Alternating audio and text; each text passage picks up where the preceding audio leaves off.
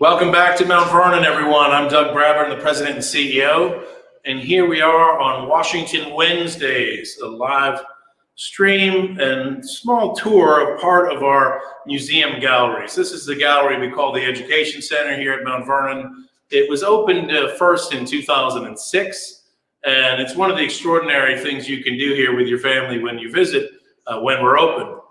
In this time of closure, it's a great opportunity for us to look again at some of the stories we tell here at the gallery and take some questions from you about what you might want to know. Now, today's theme, by popular demand, was to look at the youth of George Washington. And I'm going to tell a story about George Washington from his birth, really through his service in the French and Indian War, if we can get all that in our time, which we probably will. And I look forward to taking questions throughout as we go through here. You know, again, it's really quite sad that we're closed, and right now this gallery would be filled with school kids who are running through here and learning from all the panels and displays, some of which you'll be able to see. And right now you might be able to hear a bird, because one of our galleries has got a bird call. So it's interesting, because when we were outside together and it was silent, the birds were chirping, and now we're inside and the birds are chirping again. So without further ado, let's get right into the story of George Washington as a young man. Now, you may know that, of course, in Virginia, in colonial Virginia, it was populated by largely English settlers, and English came as indentured servants. They brought Irish indentured servants. In the 17th century, you started to see the first African slaves coming in, people that were enslaved in Africa and sold in Virginia. And Virginia developed really from 1607, when Jamestown was first settled, through its whole colonial period, which ended, of course, with the Declaration of Independence in 1776. So the Washington story begins with an immigrant, John Washington, who came to Virginia after the English Civil War. So the English Civil War was, of course, a great conflict between Parliament and the Crown over liberty in Britain. And one of the things that the king did, because the king lost that fight, and so the king went into exile. Well, the first king had his head cut off. That was Charles I. And then his heir, Charles II, was in exile in France. And what Charles II did during exile was he gave away large parts of North America, because he had nothing else to give. He wasn't in control anymore in England. And so he gave away large parts of Virginia, which was one of the successful colonies that England had. And that's going to be ultimately going to come into our story of George Washington. The other thing that happened was a lot of former supporters of the crown ended up losing their livelihood and losing their living, and decided to immigrate to Virginia, where they had a very friendly governor named Governor Berkeley at the time. Berkeley was himself a royalist. He fought on the side of the crown, and he came back to Virginia after the English Civil War was over. And after the restoration of the crown in 1660, a lot of these royalists who had lost everything in the war were immigrating to Virginia. And John Washington was one of these royalist wave immigrants who came in. The family had been part of the English church, the Anglican church, which was, of course, attacked by the Puritans who were trying to reform the church, and had lost his living. And so he and his brother, Lawrence Washington, John and Lawrence, decided to take their chances in Virginia. And ultimately, John Washington is the one we call the immigrant, who was the patriarch, so to speak, of the Washington family. He was George Washington's great-grandfather, who came to the colony in the 1660s. So George Washington himself is the eldest son of the marriage of Augustine Washington and Mary Ball Washington, who I'll talk about in a moment. Augustine Washington had a previous marriage by a woman named Jane Butler, who had passed away, and had children from that previous marriage. And Mary Ball Washington was therefore the second wife of Augustine Washington. And they went on to have a number of children, with George Washington being the eldest. He was born in 1732, and he had 2 sisters and 3 brothers. The sister was Elizabeth, and Mildred. Mildred dies at a young age, and I'll mention that in a moment as well. And then the three brothers are Jack, Samuel, and Charles, who go on to live fairly long lives, but in fact, they all died before George Washington. He was the firstborn son, and he would be the last alive in 1799. So let's talk a little bit about him as a boy and as a youth. Now, I'm in front of a great picture here by Grant Wood, 1939 painting, which tells an interesting story about George Washington, in which it recognizes the problem we have in associating him with his youth, with being a boy. In fact, Samuel Eliot Morison, the famous historian, wrote that it's hard to imagine George Washington was ever a young man. And so he's such a mythical figure in the American psyche. And in fact, I love this painting by Grant Wood because it portrays young George Washington with the head of a much older George Washington, right? So it's the picture, it's the head of George Washington that you'll see on your dollar bill. It's old, grumpy Washington. It's old man Washington, which is painted originally by Gilbert Stuart, which became an Athenaeum portrait at the Boston Athenaeum today. And that painting was engraved and really is the face that we know as George Washington. It's the most circulated bill in world history, the dollar bill. So Washington's image is out there, so to speak. And here he is as a young boy reenacting the famous scene of chopping down the cherry tree, and he cannot tell a lie. Remember how the story goes is that George Washington's father, Augustine Washington, who, by the way, went by Gus, which is a great thing to think about. What if George Washington's name was Gus, so the father of our country would be Gus Washington? That would be fantastic. We should name one of our animals Gus here if we haven't. Anyway, so Gus comes along and sees a cherry tree. And the original story is this. It was written by Parson Weems in The Life of Washington, which was the most popular biography of George Washington written in the 19th century. And Parson Weems was a bit of a showman. I mean, he's a man that's always on the make. He's probably a bit of a con man, if we'll call it that, because whether or not he was a parson, I think, could be debated. He certainly did at times play at being a preacher and had perhaps an official place in this area around Mount Vernon as a minister as well. But he made his fame and fortune by writing books, and particularly writing the book of the life of Washington, which he started doing before George Washington died, knowing that when Washington died, there'd be a great demand for biographies of the great man. Weems wanted to be one of the first ones out of the block.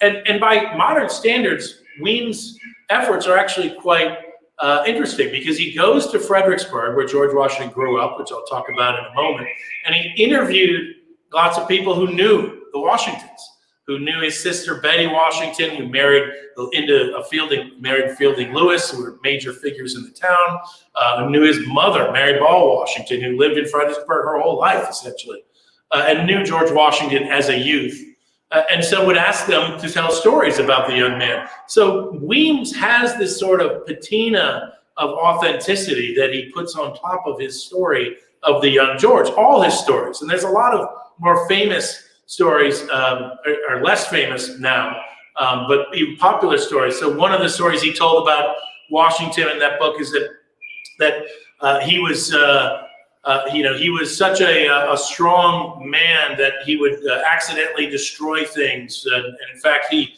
rode a horse to death, for instance, when he was young. He broke it. I know it's not to modern sensibilities, but in the 19th century, this seemed like a way to tell the story of strength. And there's other stories about George Washington coming out and seeing the cabbages that were planted by his father. And his father said, these cabbages are going to tell the destiny of a great man.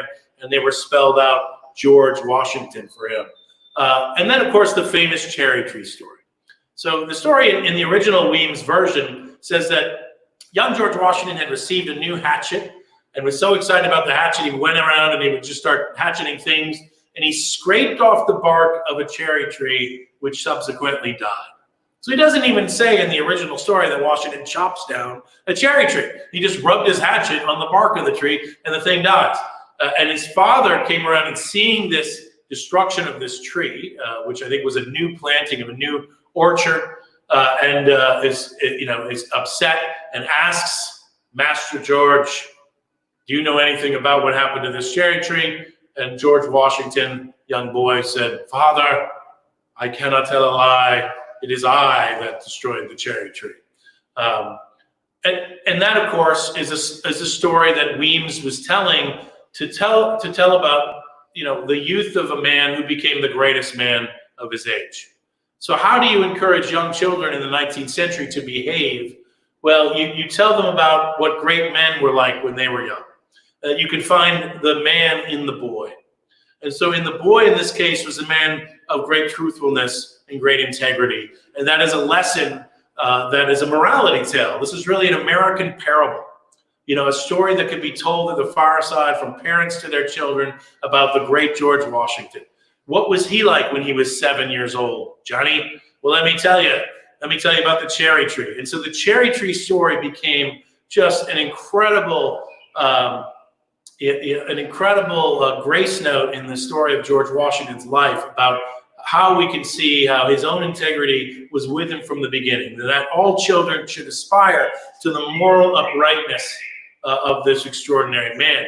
And so Grant Wood is making a riff on that cherry tree story here and showing George Washington with the old face. It's really, a really interesting painting, because I think that, you should think about with your family, well, what does this painting mean? What is Grant Wood trying to say?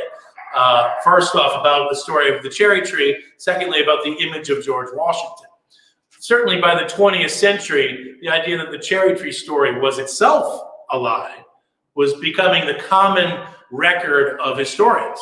So historians by the 20th century are now considering themselves, scientific, and they're doing it by looking at the actual sources. And they're also critiquing what other historians have written. So all historians, often start their books by saying, well, this book's going to be different because other historians haven't looked at these sources, or other historians have been obsessed with this, or other historians keep repeating these old, child time fairy fables of the cherry tree, and I'm going to give you the real George Washington. You can start looking at biographies really from the early 20th century, the late 19th century, and a lot of them start with this sort of mantra that in this book you will find the real Washington, not like that Weems book that everybody loves and that everybody read.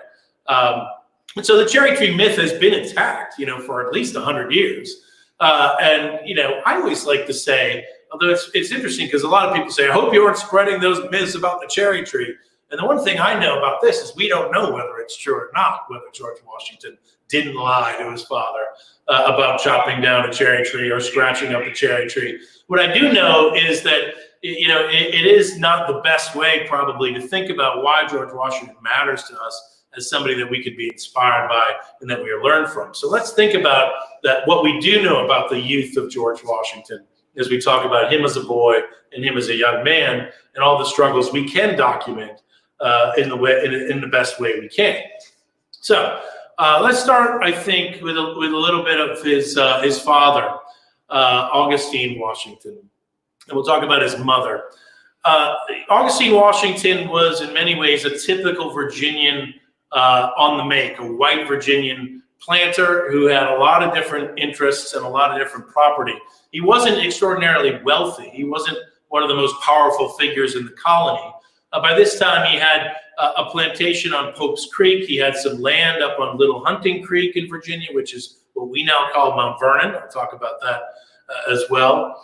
And then he had some interests in some iron mines and an interest in kind of growing a diversification of the Virginia economy, which was a transatlantic effort in the 18th century. It's like, how do we get away from tobacco and start doing more things in the colony? And one of the things the British Crown was advocating was certain types of lead production, really poor quality iron and lead. And in this case, Augustine was involved in these kind of ventures as well.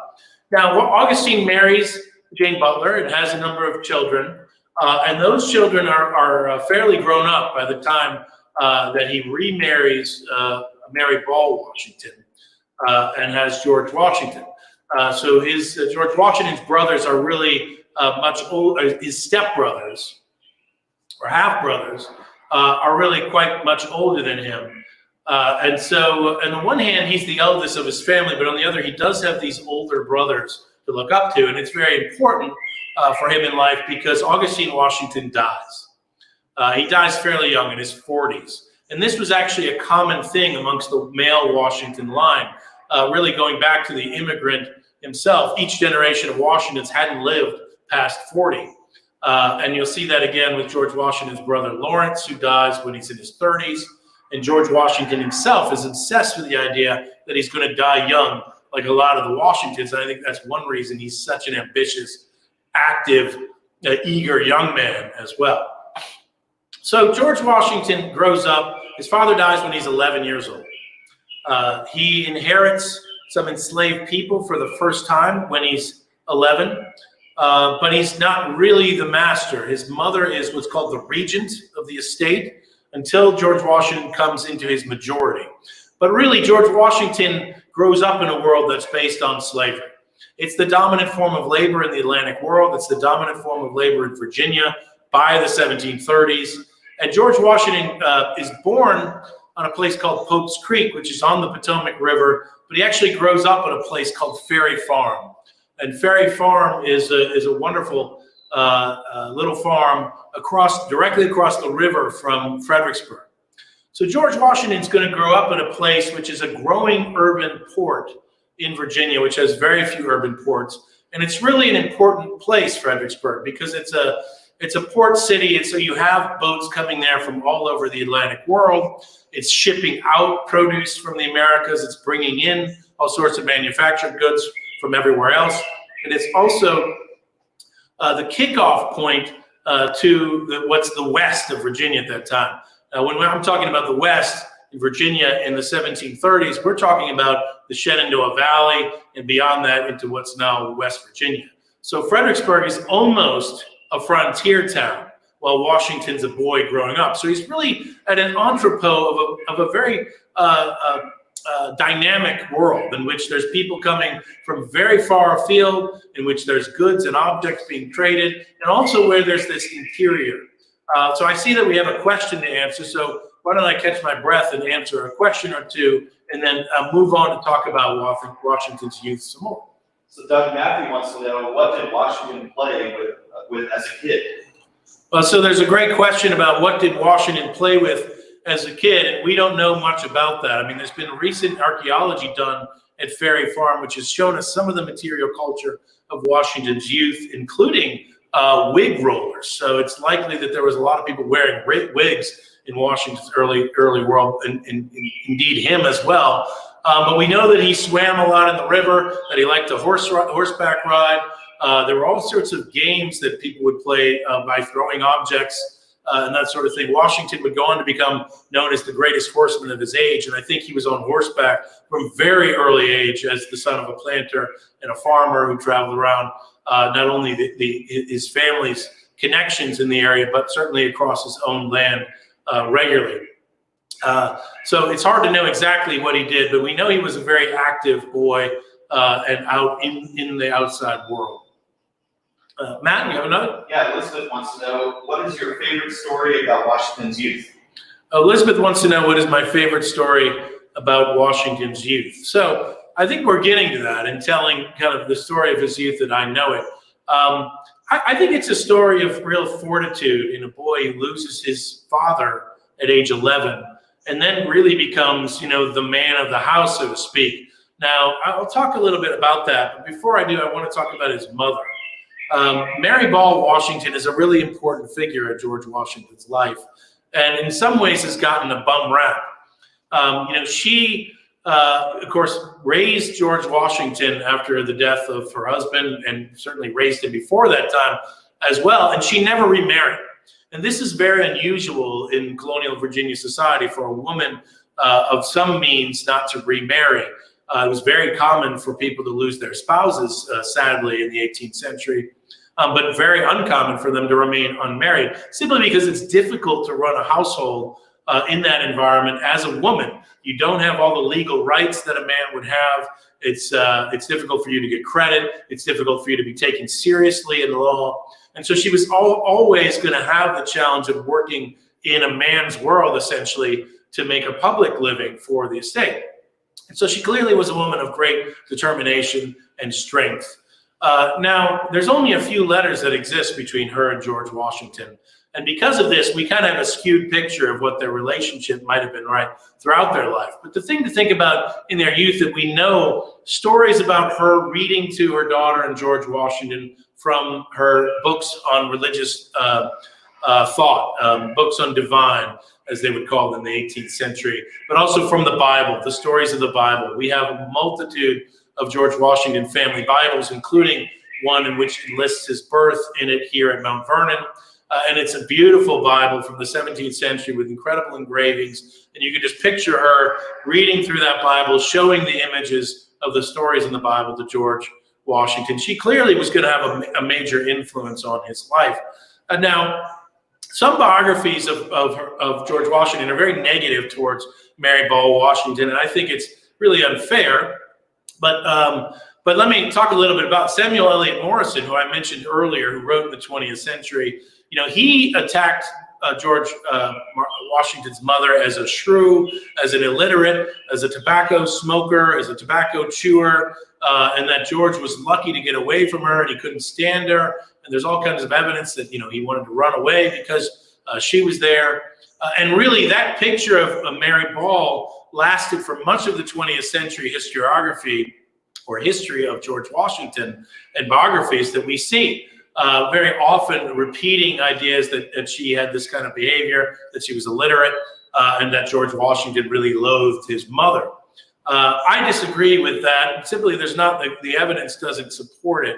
And I'll tell you a different story. So before Morison and some of these authors in the 20th century, Americans revered Mary Ball Washington as the best mother in American history. In fact, the first national memorial to an American woman was to Mary Ball Washington. It's right there in Fredericksburg. It was revealed by President Jackson. Andrew Jackson went to Fredericksburg to reveal this national memorial to the mother of George Washington. And in fact, women were expected to emulate Mary Ball Washington, because if we want to have citizens of a republic, men who are going to be these active citizens voting and doing all that, well, they better have mothers like Mary Washington, who was such a moral pole star for George Washington and so virtuous and incredible that she was able to raise the greatest man in American history. So she got a lot of the credit for much of the 19th century. Now that is an aside, that national monument was actually never quite finished before the Civil War. Then it became used by different armies in Fredericksburg as a shooting target and had to be rebuilt in the 1880s as a memorial that you can go see today at Fredericksburg so this monument to Mary Ball Washington. So what happens, I think, and this is a theory of a friend of mine, a great historian who first introduced it to me, named Phil Levy, who works at the University of South Florida, wrote a great book called Where the Cherry Tree Grows. But what happens is enter Sigmund Freud in the late 19th century.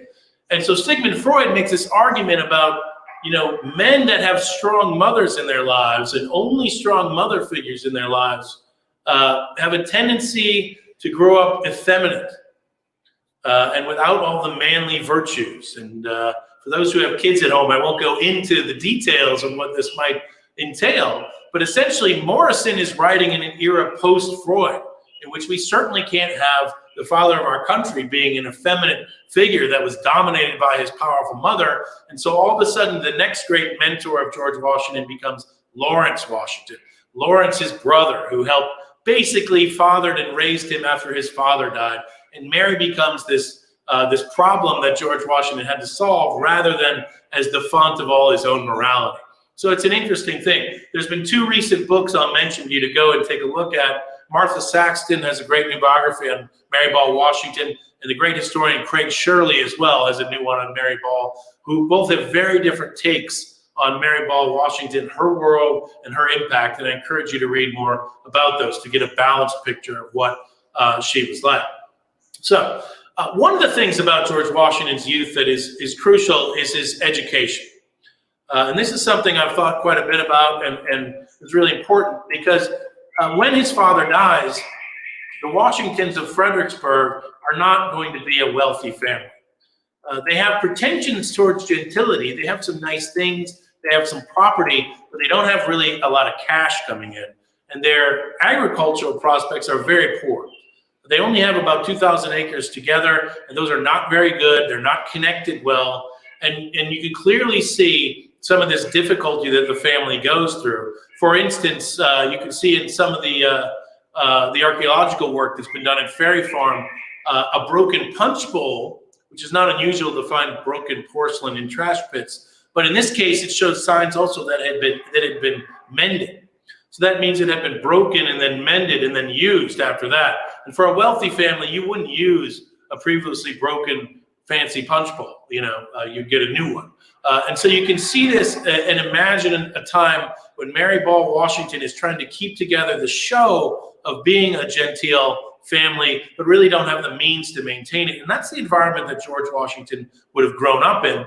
And we see him, of course, earning money on his own as a surveyor by the age of 17. And I think a lot of that has to do with the fact that the family does really not have a lot of means, and he very early on starts thinking about ways he can supplement them. Now, we know that he had reading, writing, arithmetic, and some formal schooling. His father had sent his two older brothers to England to become trained to become English gentlemen, to learn the classics, to learn Latin, Greek, to learn how to comport oneself as a gentleman, to really learn about England, the mother country. George Washington isn't going to have that opportunity after his fathers die. They don't have the money to do it. And so his formal schooling really ends at the time his father dies. There's a few other tutors that they might get here and there. And then eventually he starts to get a dancing instructor as well as a fencing instructor, who's the same person, by the way, because, fencing and dancing are kind of the same thing, right? Anyway, one of the things, of course, we do know is that George Washington copied down sometime in his teens a book that we call today the Rules of Civility. And this book is really important in the story of George Washington that's been told, because he keeps this book throughout his life. And I happen to have a copy. Oh, no, that's my phone. I happen to have a copy right here in my pocket. Matt's pointing over here to the Rules of Civility. As a part of our display, we've got a nice shot of the of the actual transcription. We slide over here. So in the Library of Congress, you can find online in the Library of Congress actual images of the Rules of Civility in Washington's youthful hand. Now, he likely copied this as a penmanship exercise as much as anything, but it's a book that is based on an original Jesuit manual created in the 16th century, or maybe even earlier. And what it is really a book of manners. And I think it's very important to thinking about the world that George Washington grew up in the ways it's similar to ours and the way it's different from ours. He grew up in the 18th century where gentlemen, and he was aspiring to be a gentleman, which means a man, who didn't have to labor for his living, a man who could project a certain authority in company. You had to know how to behave. You had to know when to take your hat off. You had to know, how to dress. You had to know how to treat people. And it's fundamental in that age that he learned these things. And without a father, the Rules of Civility are a very good guide for some of these. Really, in some ways, we think of them as kind of mundane rules of etiquette. I'll give you some sense of them. We'll start, rule number 1, for instance. If I can read this. I've gone blind in the service of the Ladies Association. So rule number 2, let's go with that. When in company, put not your hands to any part of the body not usually discovered. So, you don't want to put your hands, in your armpits or in your crotch or in these areas where we normally wouldn't in company. So you comport yourself in company in a certain way. Number 3 is show nothing to your friends that may affright them. So again, it's about proper behavior. Don't speak too loud in company. Don't speak with your mouth closed. Don't wipe your sleeve on your mouth when you're eating. Don't take off your clothes in company. And the rules themselves, have that kind of humorous vibe to them. And some of them are clearly of an earlier age because they're very deferential about rank. So make sure you walk behind the person who's more distinguished than you. Make sure you tip your hat to the most important person in the room. Speak not before you are spoken to when surrounded by intelligent people. But a lot of them, I think, would bear use today. Here we are, all of us trapped with our families in close quarters. A nice copy of the Rules of Civility to hand around, which you can purchase at mountvernon.org, might be useful to help you get through these trying times. I have a good one here, I think. Yeah, drink not nor talk with your mouth full, neither gaze about you while you are drinking. So clean your teeth before you speak. All good stuff for people trapped together in close quarters. And it says, do not remove debris from other people's clothes. Do not touch people. Social distancing. The rules of civility are a good guide even today. And then finally, I think the last one too, number 110 is one of my favorites. Labor to keep alive in your breast that little spark of celestial fire called conscience. Now that's something I think that's inspirational too for all of us today. So the rules of civility are interesting because it shows Washington as a studious boy, copying all these down laboriously, but he also keeps that book of exercises throughout his life. And it's a book of exercises that also has poems in it, mathematical problems, because Washington very clearly is starting to try to imagine himself learning how to become a Virginia gentleman of the 18th century. He's going to be interested in land, and he's going to need to learn how to do surveying, and also all the different forms that are essential for Virginians. So let's take a walk a little bit through the gallery and talk a little bit about George Washington, the young surveyor.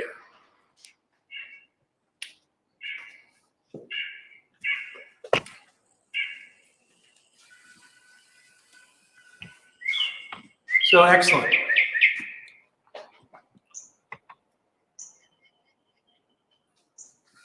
So George Washington is portrayed behind me in this gallery as he would have looked as a young man, 17 to 19 years old, when he's actively involved as a surveyor, as his first public appointment in the colony of Virginia. In fact, he's named the surveyor. Well, you can hear the woodpecker right there. I just distracted me. Sorry. So he's named as a surveyor for Culpeper County, Virginia, at the age of 17. Now, to become a surveyor, to get an appointment like that, he needed to get a certificate. In fact, this is really the only higher education that he got. He got it from the College of William and Mary.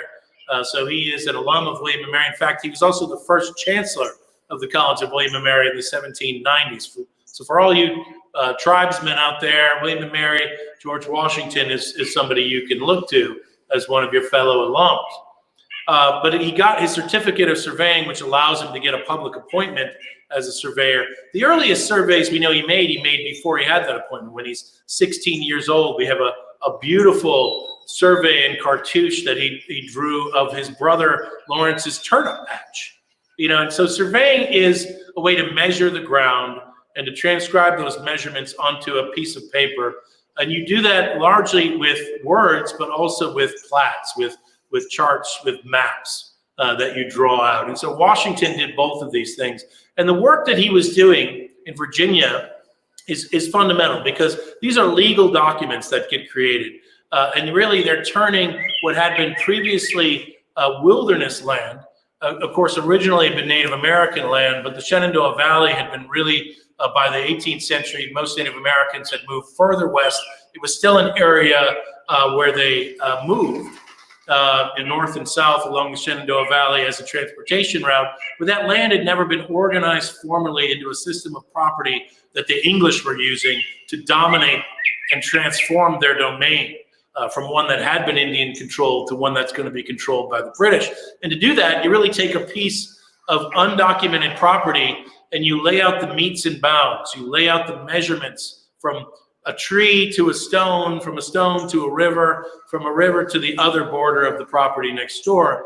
And then you write that out in longhand, describing it. It's so many measurements from this tree to that thing. And then you can also draw it out on a plat drawing as well. And then once it gets registered in the county court, it becomes an official piece of property. So Washington, from an early age, is really transforming wilderness into order. I think it has a major impact on his mind and the way he thinks about the world around him. He's very good at at crafting a vision that sees through chaos. So you can look at a river and a stream and a brook and all that, and then you're refining it mathematically into a systematically ordered piece of property.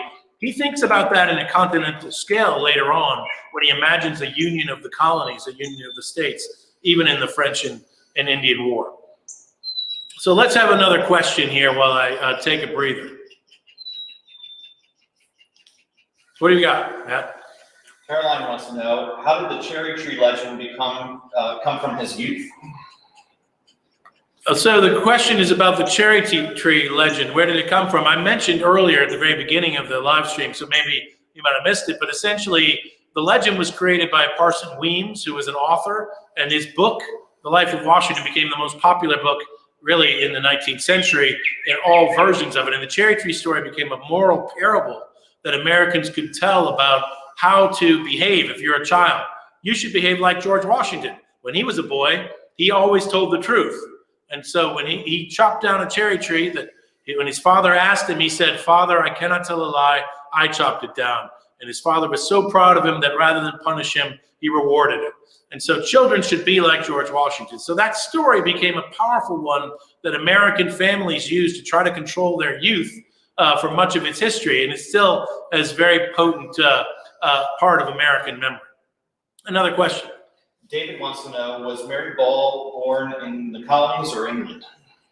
Mary Ball Washington was born in the colonies, and her own parents died young, and she actually grew up with as a ward of another family. So she was not particularly wealthy either in her life. And Julia wants to know, where should I find the most complete genealogical information on Mary Ball Washington? Oh, good question. Where can you find the most complete genealogical information on Mary Ball Washington? Take a look at our digital encyclopedia on Mary Ball Washington, which will have some information. But as I mentioned, there's two great new biographies, one by Martha Saxton and one by Craig Shirley, both on Mary Ball's story. And Amanda wants to know, did George Washington have any favorite books? Did George Washington have any favorite books is the question. He did. In fact, I will tell you all about his favorite book. It is a book called Cato, and it's introduced to him by the Fairfax family, who are very powerful in Virginia and very important in his life. And I'm going to talk about that right now, actually. So why don't I talk about the Fairfax family and get to Cato as part of that tale. So people ask about who are the people that impacted George Washington. His brother Lawrence is very important, and I'll talk about him if I have time as well, probably when we talk about his military transition, as we'll do after we talk about him as a surveyor. But the reason he got this appointment as a surveyor is connected to his brother as well as the Fairfax family. So his brother Lawrence marries into the Fairfax family. He marries the daughter of Colonel William Fairfax, who lived right next to what's now Mount Vernon at Belvoir Plantation. And the Fairfax family controlled huge millions of acres of Virginian land between the two rivers, between the Potomac and the Rappahannock, all the way to their headwaters. Now, in the 18th century, nobody even knew where the headwaters of the Potomac and the Rappahannock were. At least no white Virginians knew where they were.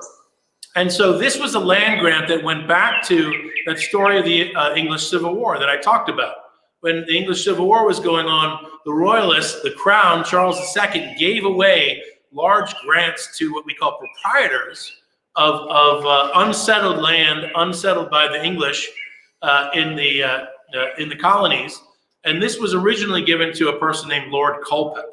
Now, ultimately, it descended to the Fairfaxes. And Thomas Lord Fairfax was the proprietor of the Fairfax propriety in Virginia, which meant they controlled the gift of all that land. They sold it, and they collected rents on it.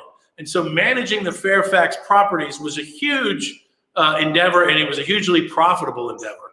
And William Fairfax was the cousin of Thomas Lord Fairfax, who was he's a bit of an eccentric. He's an English bachelor. He's the only peer of the realm to move to colonial Virginia, really to stay for the rest of his life. And he builds a house out in the Shenandoah Valley.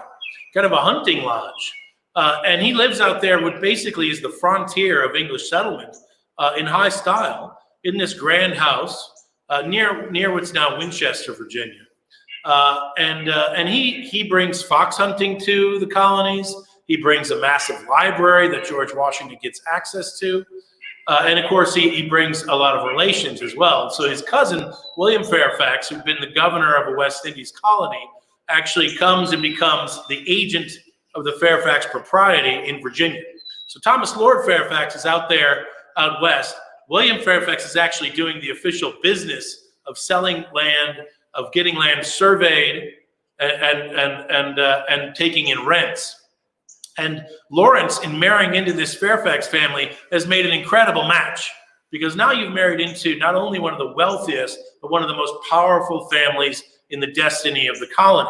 So William Fairfax, for instance, is on what's called the Council of Virginia. These are appointed positions that advise the royal governor, but they're all Virginians. And so the royal governor is going to be actually someone who lives in England, and they'll designate a lieutenant governor who lives in Williamsburg, and that person will be in charge of Virginia for a few years, and then they'll go back. So the council members are actually the aristocracy that runs the colony. I mean, they obviously have to work with the royal governor, but the council is very powerful. And Fairfax is given deference basically over everything in what we now consider Northern Virginia, to make appointments to county courts, to control the land, and all that sort of thing. So the Washingtons have married into one of the most powerful families in Virginia. Now, this helps young George Washington, because Lawrence encourages him to meet the Fairfaxes, and the Fairfaxes, in meeting him, are very impressed with him. He's a studious young man who behaves properly. He knows how to behave because he's read the rules of civility and he's living by it. And so they're willing to give him this appointment as a surveyor, and to give him opportunities to learn surveying in the Fairfax domains, which he takes advantage of. Now, one of the things we see with George Washington, when he comes to live at Mount Vernon after Lawrence dies in the 1750s, he also is interacting very closely with the Fairfax family at Belvoir. He's a good friend with George William Fairfax, who's about 7 or 8 years older than him, but nevertheless, they had been friends since they went on a surveying adventure when Washington was 16. And so they're sharing things. So Washington, for instance, is sharing books from the Fairfax Library. In fact, we own a book called The Complete Surveyor, which was given to George Washington by William Fairfax when he was beginning his surveying career. This is like the big textbook of surveying. You can find a lot about it online on our digital resources.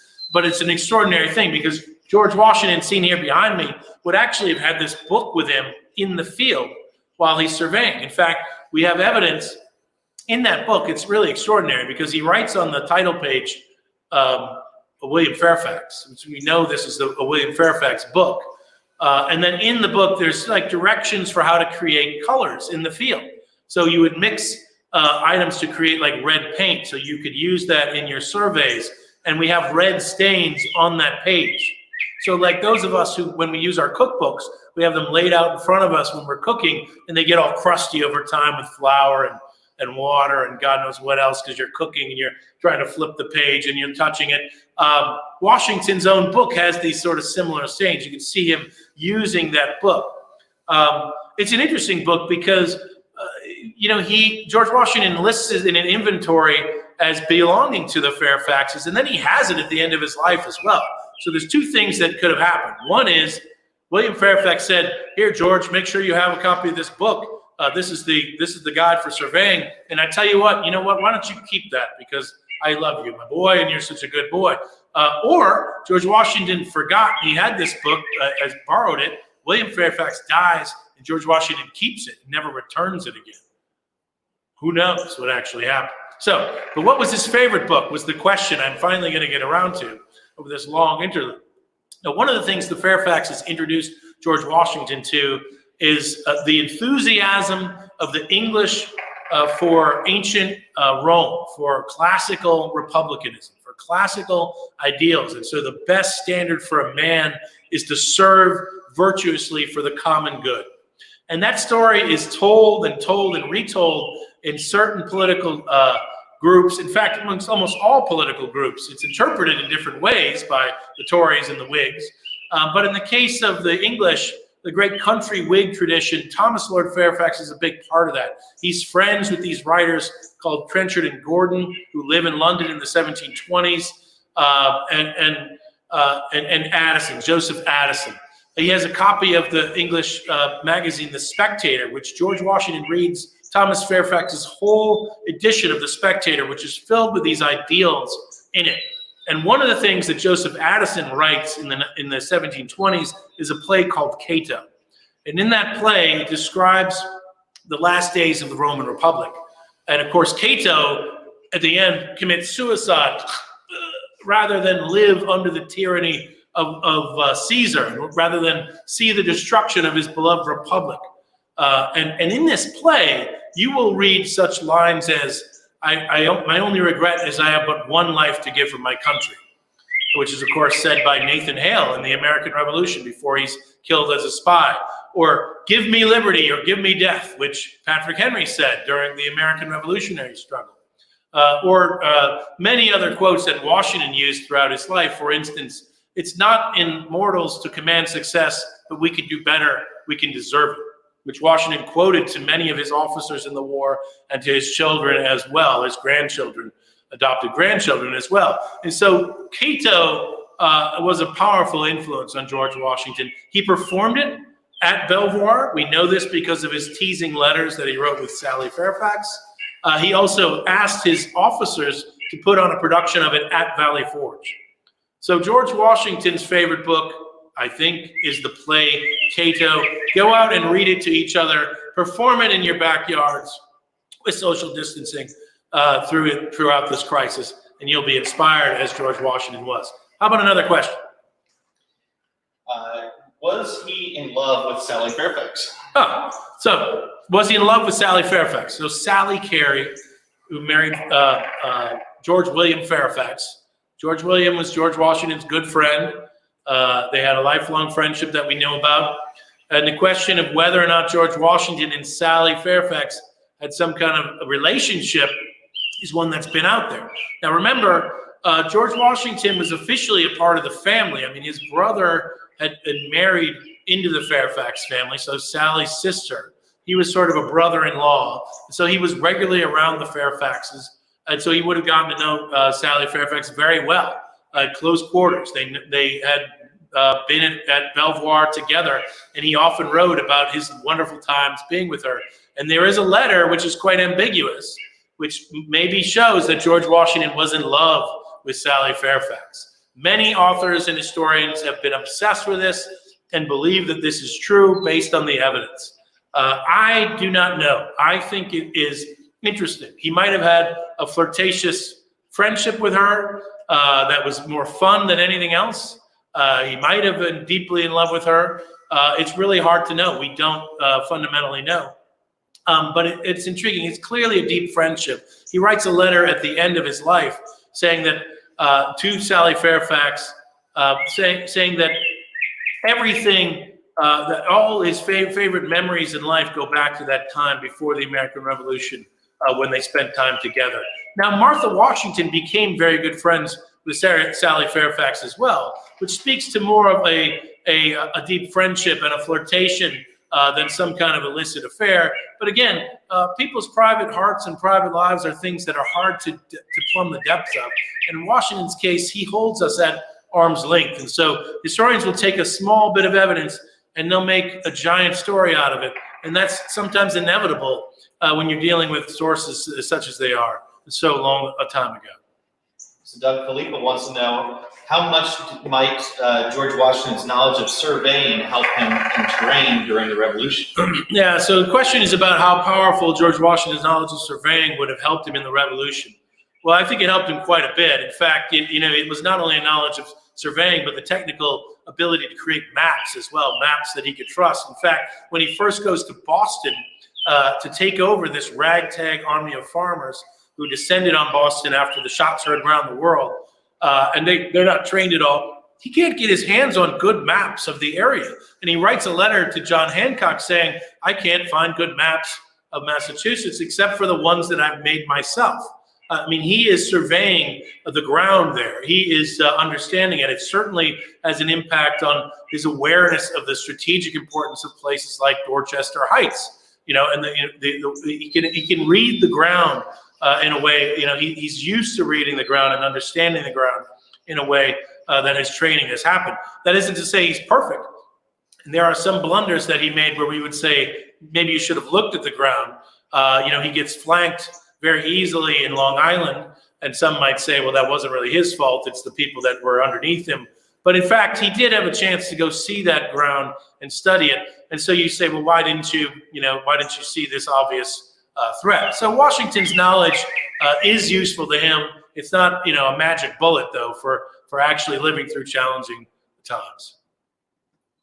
So Olivia wants to know, what is the most interesting, unpopular, unknown fact about Washington? Olivia wants to know what is the most interesting, most unpopular, or that is to say, unknown fact about George Washington. Well, I think I've given you a lot over the last 3 times we've been chatting together. I mean, he's a remarkable figure that has many depths, and I think he's, for me as an historian, I've written on the late 18th century. It really wasn't until I came to Mount Vernon that I seriously studied his correspondence. It is a treasure trove of rich, powerful thinking. I mean, a lot of it's tedious because a lot of his correspondence is dealing with, you know, specific things he's trying to order in the American Revolution, or personal challenges that he's related to his estate management. But, you know, he is really an extraordinary letter writer. This is something that's recognized by Thomas Jefferson. Jefferson writes an interesting critique of Washington after George Washington's dead, of course, that he can never respond to, which lays out his character, and it's very powerful. It talks about how George Washington's character was second to none. He was a man of great judgment. He also says he didn't have much learning. Of course, Washington also didn't show off the things he learned in his letters because he was insecure about not having Latin and Greek and foreign languages. But Jefferson does say that Washington was a great letter writer, which he learned from use, through life. I mean, Washington had been writing important official letters from the age of 21, which I want to get to shortly as we transition to his military career. He'd been in a position of authority for a long time, and so his correspondence really bears reading and digging into. And I think that is an unusual little fact about Washington, because we think of Lincoln and we think of Jefferson and we think of Martin Luther King and we think of Kennedy and we think of Ronald Reagan as these great leaders in terms of the language and the letters and the speeches that they gave that are so powerful, their oratory. And we think of Washington as a man of action. But in fact, he was also an inspirational man in the way he wrote and the way he thinks, I think, comes through as well. So I would encourage you to take a look and just sort of play through his letters, which you can get to on our webpage for free. Now let's transition to the next most important thing in his youth, which is his transition to being an officer, provincial officer, serving the crown in Virginia. How are we looking here, Matt? Maybe in a little into the light, a little over here. It's a dance, like I said. Washington, from early on, clearly wants to have some kind of an active life. And I think the inspiration of his brother as a military figure, his brother Lawrence is about 17 years older than him, I think. I think that's right. Maybe he's 13 years older. You can Google it and correct me. One of the things we can do on these live streams is you can send in my errors at the end, and I can tell you what they were. Like on the sports talk shows where they got the guy saying, oh, you named the wrong head coach of Clemson. But anyway, essentially, Lawrence is an older brother and a father figure in a way to George Washington, certainly a mentor in his public life. And there is the young story about Washington maybe running off to become a member of the Royal Navy when he's in his youth. And his mother really, thank God, stops this from happening. And it does look like Lawrence was trying to help arrange this. His mother, Mary Ball Washington, writes to her brother in England and says that, what will the prospects be like for young George if we make him a midshipman in the Royal Navy? And her brother writes back, do not let this happen. you'd be better apprenticing your son to a tinker than letting him go in this route, because he'll be treated like a dog, and he'll be treated like a Negro, he actually says, to give you a sense of like the worst kind of thing you can imagine in the 18th century world, being treated like a slave in this case. And so Mary Ball Washington, George Washington's mother, stops this from happening, and it changed the course of history, him not becoming a member of the Royal Navy. But they didn't keep George Washington from probably wanting to become and having his eyes on a military career, which is what he says in a little scrap of autobiography that he writes in the 1780s when he was asked by a friend of his who was going to write a biography to tell him a little bit about his youth. And Washington talks about how he was going to follow his brother into a military career. The surveying is part of that for sure, to learn that skill. And his brother gets a commission in the Royal in the Army, a commission which actually we own here at Mount Vernon, the Crown's commission to Lawrence Washington. And Lawrence serves in the War of Jenkins' Ear, 1739 through 1742 or so. There's a war between the Spanish and the English, the British Empire. And so Lawrence is part of the first expedition of a colonial expedition from North America that goes on to serve in the British Empire when they attacked Cartagena. And he served under an admiral called Admiral Edward Vernon. And ultimately, Lawrence would name his estate at Little Hunting Creek after Admiral Vernon. That's why it's known as Mount Vernon today. And Vernon was an incredible influence on Lawrence. It's not even clear that Lawrence Washington really served in the battle. It looks like the Virginians were largely kept aboard ship.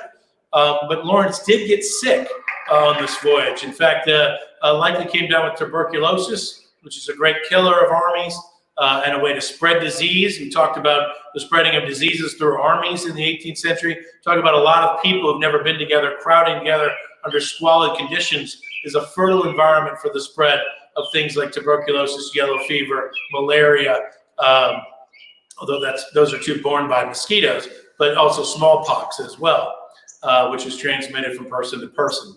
And so Lawrence is never really healthy again after this expedition. So he becomes known as what's called, he becomes a major in the Virginia provincial forces. There's really only one officer. Lawrence Washington is it. And what he's in charge of is making sure that all the militia regiments throughout every colony, every county in Virginia is required to have an organized militia. This goes back to the 17th century when they're still involved in regular Indian wars and also in threats from the Spanish and the French and some other powers. And so each colony has a militia that has to be kind of drilled at county days. And Lawrence's job is an official job paid by the colony, a certain stipend every year, is in charge of all those militias to make sure that they're orderly. Now, when Lawrence dies, he arranges it with Fairfax so that George Washington will get that position. He will become Major George Washington. He'll get a commission as the adjutant that's in charge of all the militias in Virginia. But the colony decides actually to change it. They're not just going to have one officer. They're going to have one adjunct to look at all they're going to have four adjuncts. They're going to divide the colony into four military districts. And so George Washington would ultimately come in charge of one of those districts. And that's the posture he's in at an important moment when the French and the British are struggling over the Ohio Valley. So what happens is the War of Jenkins' Ear turns into the War of Austrian Succession. This is a tale told better by others, but essentially when it ends, the French and the British allow for the status quo in North America, which means they haven't resolved what to do with the Ohio Valley. Both the French claim the Ohio Valley and the British claim the Ohio Valley. And particularly strong in that claim is a group of Virginians who created a company called the Ohio Company of Virginia. They want to settle and exploit the Ohio Valley. They want to maybe create a colony there. They certainly want to try to get land there and settle it and make lots of money.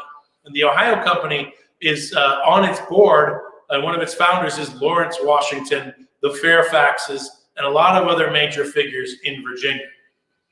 And so when Lawrence Washington dies, George Washington has now this position. He's involved with the Ohio Company as well. And so what happens is the Virginians are very concerned about the French efforts to control the Ohio. The French start building forts in the Ohio Valley because the French have a much smaller population in North America, but what they do have is really good relations with the Indians in a command and control way through these forts that they will build. And the French are going to build forts all throughout the Ohio Valley. George Washington is sent by Governor Dinwiddie of Virginia at the behest of William Fairfax, who's on the council. The reason Washington gets this appointment to go deliver a message to the French in the Ohio is because of the relationship with William Fairfax. He recommends Washington show up in Williamsburg as a volunteer to take this message. And although Washington is extremely young at the time, he's 21 years old, he's given this important diplomatic mission to take a message to the French in the Ohio Valley. So it's really, this is one of the remarkable adventure stories of Washington's life. And if you don't know it, I encourage you to take a look at a recent book by Peter Stark called The Young Washington. Stark is a great author, a good friend. He's an adventure writer, but he really documents this period in Washington's life. And Washington, what he does is he goes from Williamsburg, Virginia in October of the year and travels overland into the Ohio Valley, all the way up to 8 miles close to Lake Erie, to deliver a message in the middle of winter to the French commander at Fort LeBoeuf. And then he has to take the response back to Williamsburg as quickly as he can. And this is an adventure tale like The Revenant or something like that. I mean, although, there's no tragic death, Washington is shot at by his Native American guide.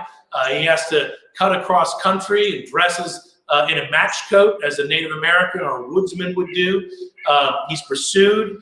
He has a visit with Queen Aliquippa, one of the great Indian queens at the time. He meets Tenochtitlan, the half-king, who's an important figure in his service in the French and Indian War. And he successfully delivers this message back to Dinwiddie in Virginia, which is essentially the French say, no, thank you. We're not going to remove our forces. And Washington was also able to basically be an intelligence agent to take down the number of troops and boats and their plans. And he tells the government of Virginia that the French are going to continue down the river to build a fort at the forks of the Ohio, which means they'll control the Ohio River, the Allegheny River, all the rivers that feed to the Mississippi and that whole region. We'll have to go through the forks of the Ohio. It's the most strategic point and an important point. And so when Washington brings this news to Williamsburg, immediately the Virginians start organizing for war, and they send the message back to Great Britain to ask for men, to ask for money, to ask for supplies. And that moment is a crucial one. George Washington writes down a journal of his voyage for publication. Dinwiddie basically reads his journal and says, we need to publish this immediately because it'll show the French perfidy, and it'll show, how great we are in Virginia and how honest we've been in the face of these lies. And so it's published in London. It's published all over North America in serialized form in newspapers. And George Washington becomes famous because of this extraordinary trip. And then the next stage in his journey will be as a true soldier, as a warrior in the French and Indian War. Questions, Matt? Yeah, we're good. I'm coming in 1 second. Surveyor wants to know, so did George Washington take Lawrence's place or no? Oh, yeah, sorry. So did George Washington take Lawrence's place or no? Yes, he did. So he had this role as Major George Washington. It was his first appointment, and his job was basically to make sure all the militias were properly organized. But what happens when the Virginians start mobilizing to try to seize the Ohio before the French, they start creating what's called the Provincial Regiment, the Virginia Company. The Virginia Regiment is not a militia regiment. So it isn't just a group of volunteers that come together in the county. It's going to be a regiment that's paid. And in this case, they're going to promise to pay them in bounties in French land, but also a salary. Theoretically, they're going to have uniforms. The Virginia Blues ultimately is what they settle on, a blue uniform with red facing for the officers, and a blue coat or a coat as a hunting dress for the soldiers. And George Washington very quickly then starts organizing his troop. He's first major, he becomes lieutenant colonel when they start organizing this group under Colonel Joshua Fry, who's a mathematician from the College of William and Mary. And what happens is, as they're mobilizing, Colonel Fry falls off his horse and dies. And George Washington is promoted to colonel of the Virginia Regiment. So here he is, 21 years old. He's colonel of the Virginia Regiment. He has no experience leading men in battle. He starts buying books on military drill and studying them. I mean, obviously, his brother Lawrence had also provided him with some of this training and guidance, but he's a complete novice. And we know, of course, what trouble that gets him in. He takes his troop aggressively towards the forks of the Ohio. He meets up with his Native American allies, led by the Half King. And the Half King's an interesting figure in this time because he himself is Iroquois, and the Iroquois Confederacy claim authority over the Ohio Valley, claim authority of the Native Americans who live in the Ohio Valley, basically as their own tribute Indians. So the people who actually live in the Ohio, the Native Americans, are being claimed to be tribute Indians to the Iroquois, to the English, and to the French. And so it's incredibly confusing who's actually in charge. What we do know is that it is Indian country. The rules of comportment and diplomacy are governed by Native Americans. George Washington gets his first taste of this when he goes off to do the mission to Fort LaBeouf, the wampum ceremony, where you have to trade goods. You have to smoke the peace pipe, and you trade these beads to show your faith, and they tell a story of that promise. And those beads themselves have to be presented the next time you meet to guarantee that those promises were kept and to connect you to these earlier stories. Washington knows nothing about this. He is eager to try to make decisions quickly and move things fast quickly. Native Americans move much more slowly. They got to get a lot more people together. And so Washington is really a novice to Native American diplomacy. And so he has Native allies with him when he has that Virginia regiment, and he starts heading into Indian country to try to beat the French to the forks of the Ohio. But because he doesn't really understand their own concerns, he makes some major blunders in this early part of his career. Now, I have a question. So Doug, Caroline wants to know what was Washington's first major victory as an officer? Well, Caroline wants to know what was Washington's first major victory as an officer. Well, his first major victory is probably when he's a part of the Forbes campaign at the end of the French Revolutionary War, many years after this, because they ultimately do capture that fort. Now, that's more of a victory in a campaign than a battle, because they don't really have a major engagement. His first victory, however, is a skirmish that he has in what we call Jumonville's Glen.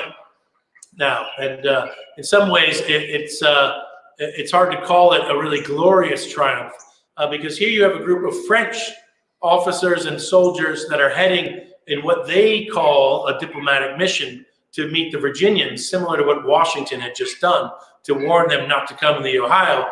But Washington interprets this group, through the help of Native Americans and his own scouts, as a group that's going to attack the Virginians. So he rather than be attacked, he sets an ambush for them and assaults this group, which leads to, of course, the death of a lot of the French, the capture of some of the French, but also the gruesome killing of the young officer, Jumonville, who was leading the French. A gruesome killing because not only was he killed actually in cold blood and scalped and had his brain smashed open and his brains juggled by Washington's Native American allies.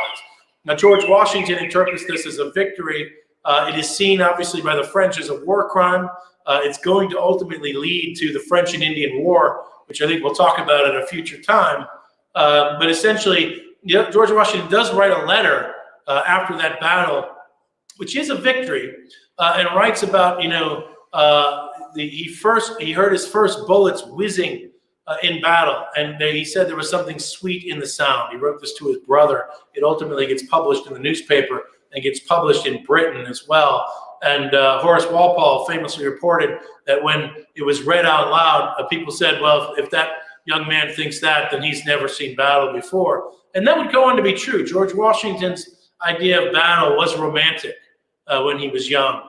and it persisted in that moment. But it's clear, very soon after this, he loses all that enthusiasm for warfare and becomes a man of peace, and regrets the loss of life and sees war as a tragic danger to be avoided if at all costs, like many combat veterans do have that transition. And so Washington ultimately will put the dove of peace on the mansion here at Mount Vernon. And I'll talk about that at a later moment. I can only take one more question. Matt, what do you have? Brandon wants to know, did he name any of the enslaved persons who journeyed with him? Yeah, so George Washington didn't name any of the enslaved individuals who came with him. He didn't bring enslaved people with him into the French and Indian War because these were valuable people. I mean, they were worth money. And if they died in battle, it would be a loss to him. And he didn't have a great estate in the 18th century, and a lot of your wealth was wrapped up in your labor that you control. A man would be taxed in Virginia based on their tithables, not on their land, which means the number of laborers under their command. That included enslaved men and women, and also indentured servants as well. And so when you see a list of George Washington's tithables, that is the list of his wealth, that most of the county would look at when they're assessing the tax rates that everybody paid. So Washington didn't bring a lot of enslaved people with him in his service in the French and Indian War. That would change in the American Revolution. We know that William Lee, George Washington's personal valet, would serve with him throughout the war, was a great hero of the American Revolution himself, and a warrior, and saw everything. And so it is an intimate world, that world between master and slave. It's very hard for us to get our heads around it. These folks George Washington lived in an era very different from the world we inhabited today. Matt, is that how we have to wrap up, I think? Well, look, I appreciated this. Obviously, I went on for more time than I thought I would. I thought I'd get all the way to the end of the French and Indian War, so we'll have to do a small Q&A on Braddock and the Forbes campaign. But the French and Indian War is going to be fundamentally transformative for George Washington. For one thing, he's going to learn how to lead people after a lot of failure. He's going to learn a lot about himself, both his limitations, which is important to know, but also those areas where he is skilled, and he will get some affirmation from his soldiers throughout the war. He also will, of course, change his attitude about his own future, a future that was looking west, a future that was looking towards the possibility of a lot of land in the West and dominance in the West. And he really becomes alienated to the British Empire itself, particularly through the military experience. The military leadership on the British side is pretty venal, and he doesn't get the respect that he believes he deserves. He isn't given a commission. He ultimately is treated like a scrub after many years of good service as well. It's one thing to make some errors early on, but it's another to serve for 3 years and not be recognized for it after a lot of blood and sacrifice and loss. And that is kind of an experience which is really going to sour him on the idea that the people in Britain should have anything to do with his future. And that alienation is going to continue when he turns into an agriculturalist, which is really the next step in his life's journey. So thank you for being with me here in our education center at Mount Vernon. I'm sorry you can't be with me in person. We'll do this again when we have an opportunity to look at some other stories in George Washington's life. Please let us know what you'd like to see. Please go ahead and subscribe to our social media channels and like these videos and send them around to your friends. Let's grow the audience for George Washington's Mount Vernon during this period when we can't welcome people through the gates. We can welcome them into the mission and the importance of the stories that inspire us and help us understand who we are and why the world we look at today looks the way it is. I encourage you all to remember that America has been through very many difficult challenges through its time. We will get through this together. Oftentimes there's the fog of war as things are unclear, and we have to be strong through the moments where there's insecurity and ambiguity, and realize that we have a very strong foundation to stand on here in this country that goes back to the sacrifices of the father of our country, George Washington. Thank you very much.